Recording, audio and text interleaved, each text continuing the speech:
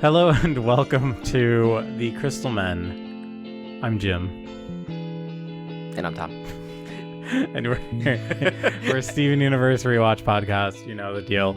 We're here to talk about episode 23 of Steven's Universe. Steven's Universe. Monster Buddy. Monster Buddy. We had a cute moment last recording where we synced it up perfectly. I know. And then unfortunately we had to restart. My dog started freaking out because a chihuahua walked by. No, she's a good girl. She is, but she's a freak.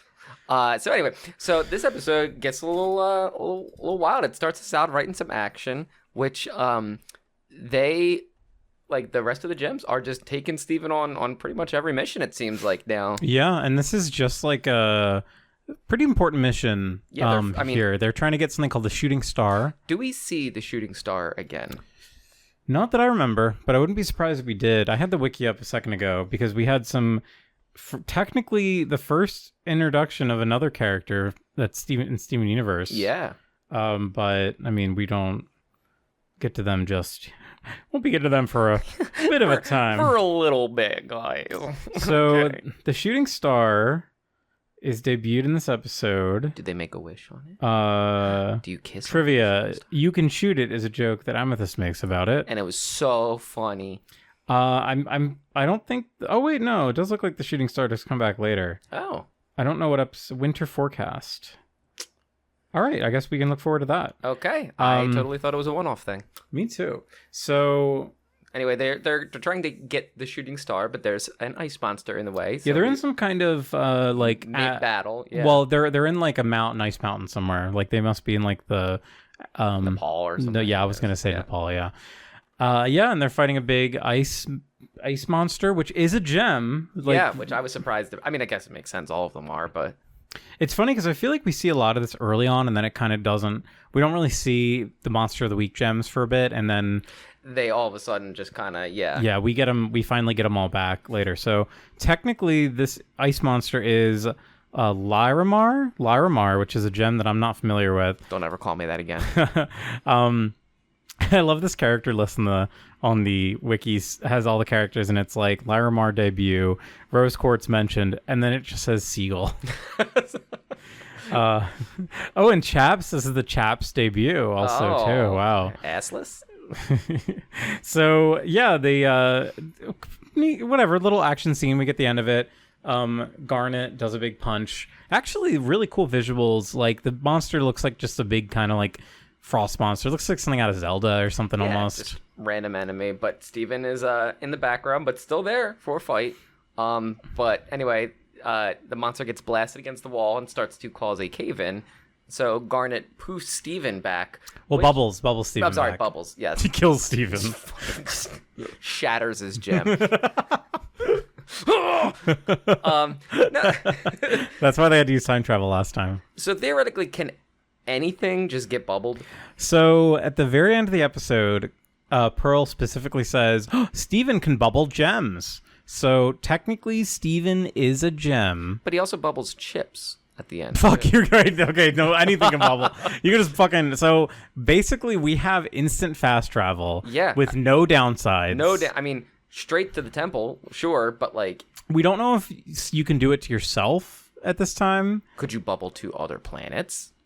Maybe. I mean, so long as that's the Steven teleport was on point. Homeworld and he bubbled something, would it go straight to the temple? So I don't know if we ever get like an explanation of this, I don't think we do. Clearly this has to be like a Rose power, right? This has to be like some kind of Rose Quartz power that she gave, or that other gems can do. Or is it like, I don't know. Because I would assume that it is, because like it specifically goes back to the what do they call their crystal gem base, whatever, it's got a name, their house. I don't know. I mean, it's obsidian, but oh yeah, that's right, you're right.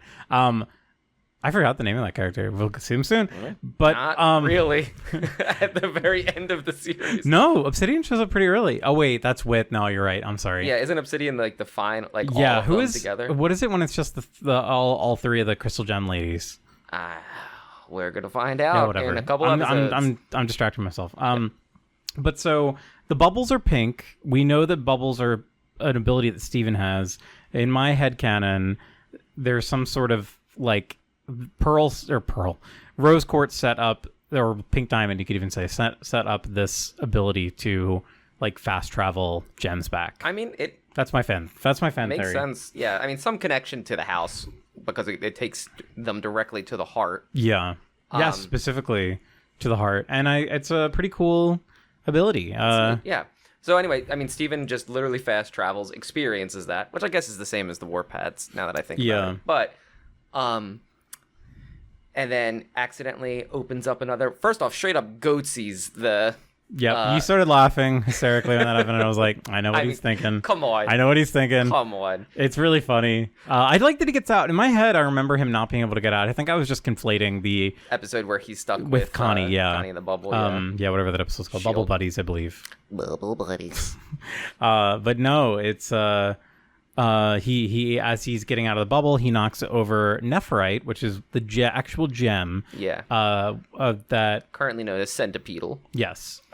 Where one thing, a little detail that I love is that we see when Nephrite is reforming, we see it form into like a humanoid female shape for a second. A nice little like, foreshadowing for things to come. But yeah. And also that's how the gem like transformations work. Like every time they reform, they go through every phase they had before. They show every form. Yeah. So like I know it's like loading a memory bank. Yeah, that's a really good way to put it. When Pearl specifically does it, there's a little Easter egg when she gets reformed, where she looks like her for a split frame. She looks like her pilot design. Yeah, which is pretty neat. Which is neat.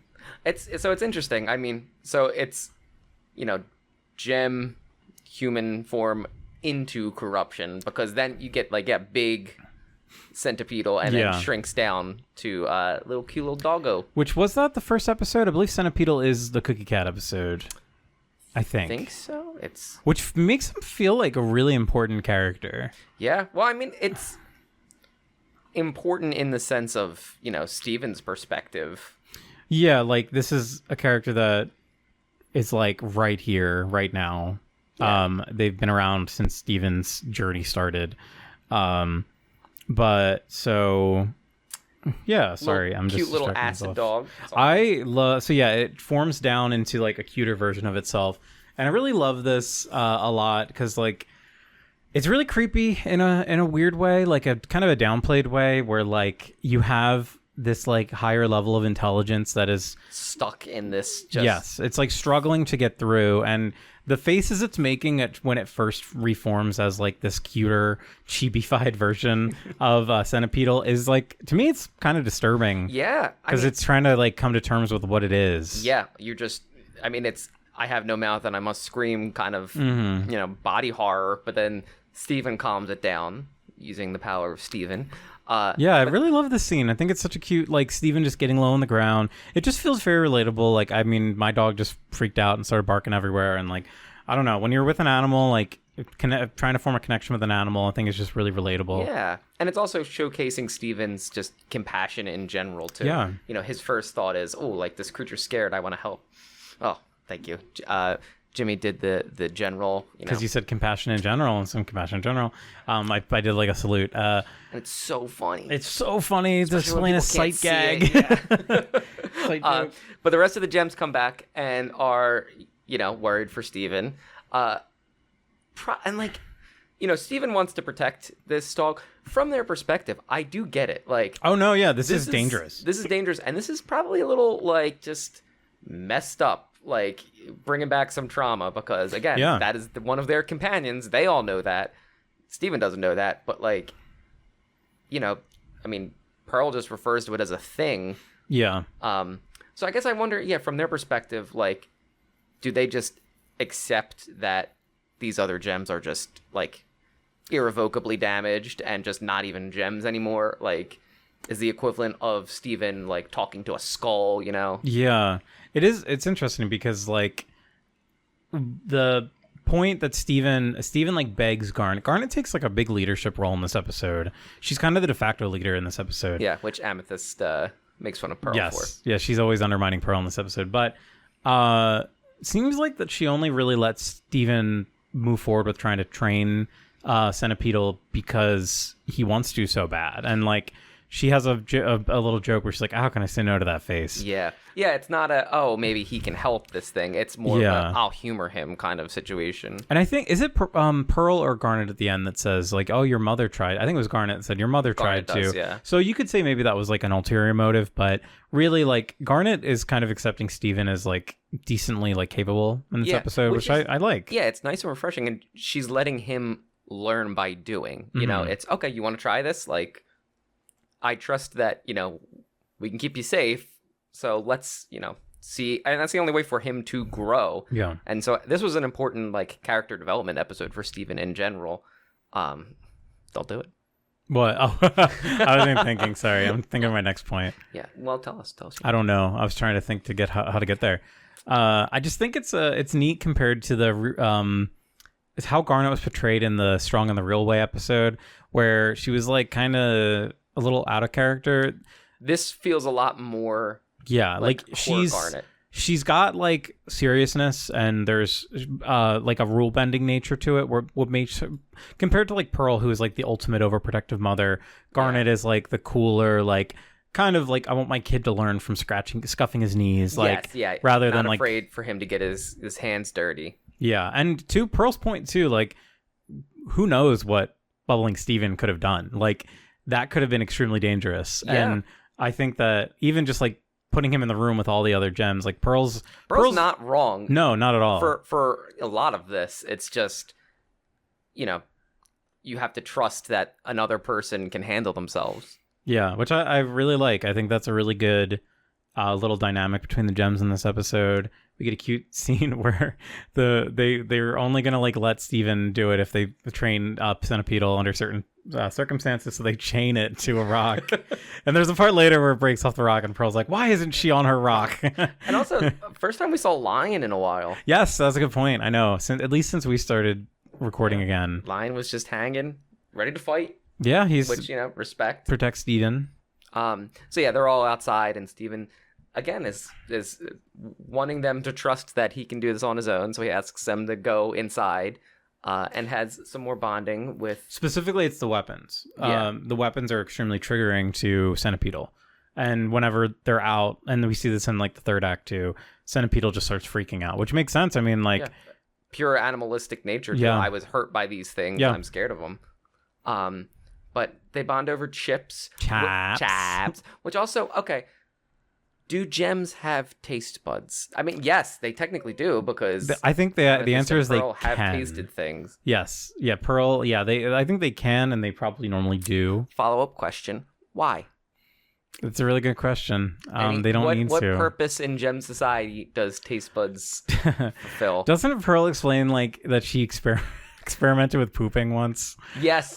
Which is such a they phrase it in a way more elegant way, but I think it really is just like an expert. Like, there is a survival benefit to being able to taste things, like from a certain standpoint. Like, for humans, we need to consume, so like knowing what sugar and salt are like really important. Sure, but I mean, I guess for something that doesn't need to consume, but it's still like, because they only need light.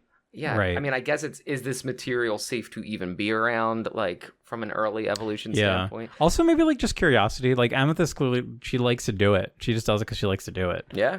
Which is interesting from a character standpoint. But, yeah, so clearly this thing, maybe it's even a texture thing. Maybe it just likes the crunchy chips.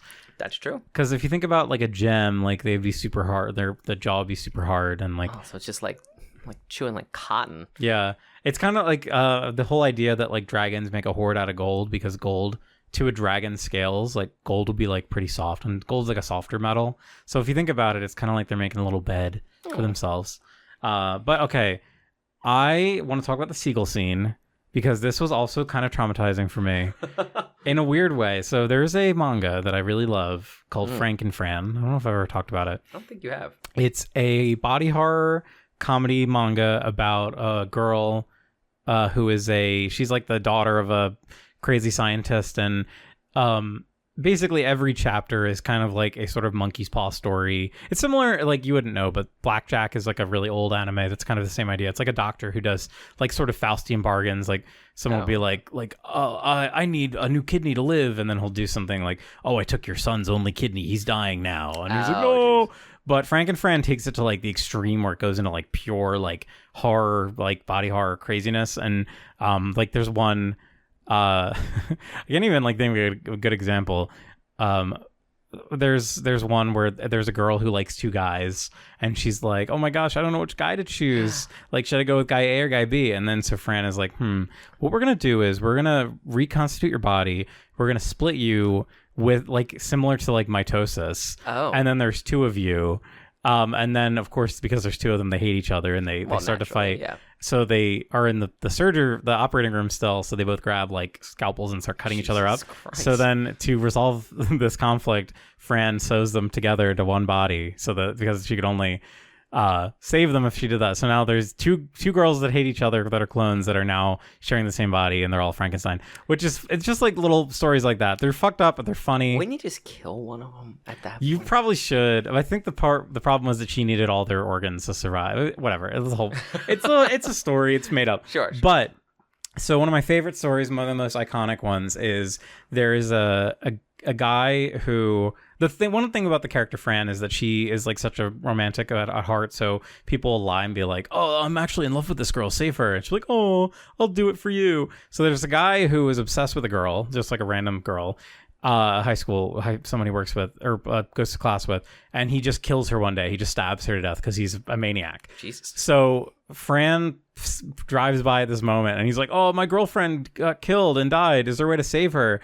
And she looks at the body, she's like, all right, I can't like save her, but I can kind of like take her head and then like remove part of her brain and then put all of her other like basic body functions inside the brain, so she'll just be like a head. So she basically like makes this girl a head. So she's just a head, but she has like reduced brain function because like half of her skull is emptied so that it can. Where the hell are you going? Give me a second. With this? So it's creepy, but it's also funny and cute because she can't move around because she's just like a head. So Fran is like, all right, we're gonna just like sew like a hand to the bottom. So her head has just a hand at the bottom that she like can scuttle around with. And so the guy's like, oh, this is great. I have a girlfriend who's like, I can keep under my bed and blah, blah, blah. But there's a scene where they're out like having a picnic. And he's like, aha, it's so great. I can just have a picnic with my like brain dead girlfriend. And a cat sees her and starts to like fight with her. And it's the way it's portrayed in the manga, even though it's like a funny comedy manga, is so graphic and horrific to me that like you have a human or former human who's now like a lesser intelligent is now kind of like on the level of this animal and is like fighting it in the way of as an equal. Yeah. So that's what's happening in my mind in this scene. Like Centipedal is like was a sentient gem who is struggled with her lack of sentience in this episode and is now reduced to like fighting a bird on its level. That was a fucked up way to get to that point, but yes, no, you're absolutely right. This is all I could think about because it just that chapter of manga kind of terrified me. A horrifying thought, thinking like, yeah, this is what I'm reduced to. Yeah, you're on the same level as a bird, but now. You don't even have the capacity to think that. I mean, yeah. But meanwhile, Steven knows none of this and is just, oh, my pet dog is protecting me by spitting acid. And this is how he learns. So Steven learns that if he makes seagull noises, now Centipedal will spray massive globules of acid out. And I love the scene where he walks into the house and like he starts pushing everyone's buttons kind of by like fucking everything up in the house. Who pays again for the repairs of the house right now? Like, it's not Greg. It's not Greg. I mean, did Rose Quartz have like a trust? I mean, if you think about it, like Gems could just like put like $10 in the bank 1,000 years ago. I think we've talked about this before. This sounds like familiar. Yeah, they could technically have done that.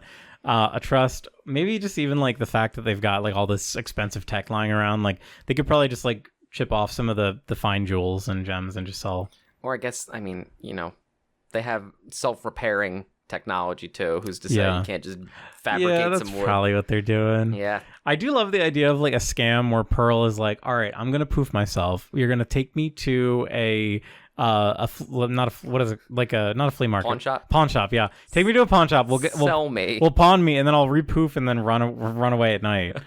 And then they do that 400 times. I think that's a great idea. I think that makes the most So sense. Pearl's getting like that's probably the easiest way for $40 them. every day. Regardless, so they're shooting acid. Steven's like, "This is great. Centipedal can help us on missions now," which valid, I suppose. And Pearl's of course against it. But Garnet's like, no, we can use this to get the shooting star. Which, so they immediately after Steven got bubbled, Pearl made them all go back. So they didn't even finish the mission. Yeah, and the place caved in, I mean. Yeah. So they go back. They use Centipedal to blast away the snow. We see a nice little corpse. There is a corpse in Adventure who died there, and there's a really hilarious gag where Centipedal just like plows right through him and the bones go everywhere. Does not care. A lot of death. A lot of death dead in bodies Steven, in the last couple episodes. Yeah. Just a room full of dead Stevens too. Did they poof? They poofed the other gem, right? No, they bubbled her. That's yeah. Larimar, I forget. Larynxmar. Yeah. Larian Studios. Yes, I like them. They're good. Me too. Good job, guys. You made a good game. Proud of you. So yeah, they get back to the room. And it was going well until Garnet takes out her gauntlets and scares poor little Centipedal. So yeah, she can only get the shooting star. It's so cold that you can't touch it with your bare hands. So that's why she has to use her gauntlets. It's so hot that it has to be in an ice carrot. Wrong. Yeah. Idiot. Stupid. Oops. No, it's fine.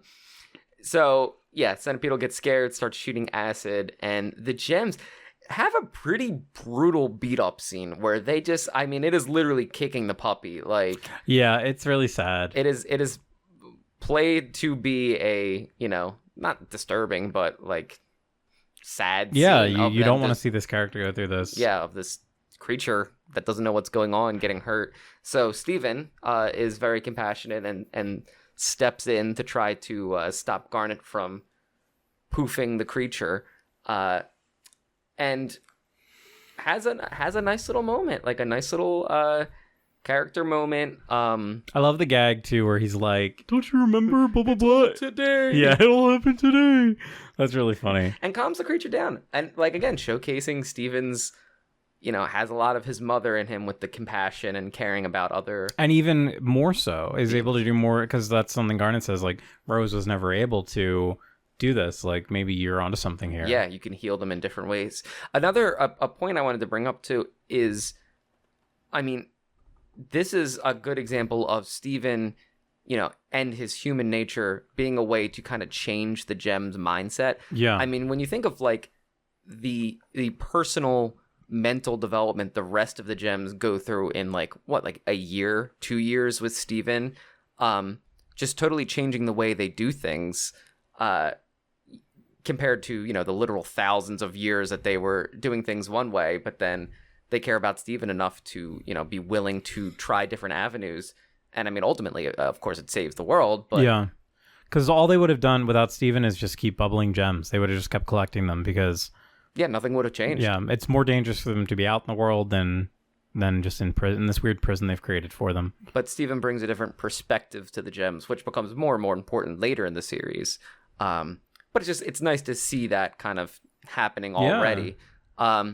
So anyway, an icicle falls and Centipedal sacrifices itself to save Steven. And we get another Steven tear. Technically two. He did cry when they were beating up the poor Centipedal. He is like, there were big giddly tears too. Oh yeah. Thick. Big chunky tears. And I count that as a hug because Garnet did grab him and full-bodied him. That's right. And then, we do see Centipedal poof. Poof. And Steven collect the Pokeball and says that he will take care of Centipedal and Bubbles. And Bubbles for the first time. Yeah. Which is neat. And it's nice to see, because, I mean, all of Steven's powers are based on emotional states. I mean, that's how he's able to fly or hover. Yeah. And so it seems like bubbling is kind of a compassionate thing for him. if he cares about something that he wants Yeah. to protect, then he's able to bubble it. But we'll see more of that later. But it's interesting to see like he learns new powers just through his emotions. Yeah, and I love how like instinctive it is too. Like he the way he forms a bubble, it's not like he's trying too hard. Yeah. He pops it away because he saw Garnet do it, but also like he's just kind of going through the motions. Like this is just very natural for him. And he just masters it from there on. Yeah, I really really like this episode. Yeah, it was a good development episode compared to some of the more lighthearted episodes that we've Unlike the last had one. recently. The Lars eating a hot donut episode was a little lighthearted too. Yeah. It's still got the like melodrama. That's what I love about Steven though. It's so dramatic. Every episode had something. Yeah. You really hang like something on it. You know what I mean? Like there's always something to like really grab onto in these episodes. Oh yeah.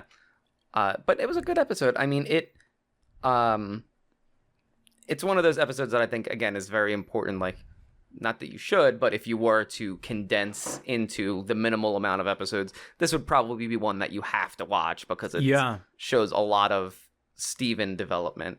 It just shows how much he cares, how it's natural for him. Like, yeah, and I think I think the secondary character in this episode was definitely Garnet. Just showing her willingness to work with Steven and just how much she cares about him and how she can't say no to him. But overall, pretty cool. I give it a 3 out of 10. Didn't have enough Lars. Yeah, there's no fucking Lars, No Lars in this episode. My God. Oh, and then you mentioned already, but the last shot, he also bubbles the chaps. Yes. The chaps bag. Yeah. So again, can bubble anything. Yeah. Maybe. Who's to say? I want to see Steven bubble another human. Steven. Go ahead. No, go ahead, Jimmy. It's like Harry Potter. Steven takes a shit and bubbles it. I'll save you for later.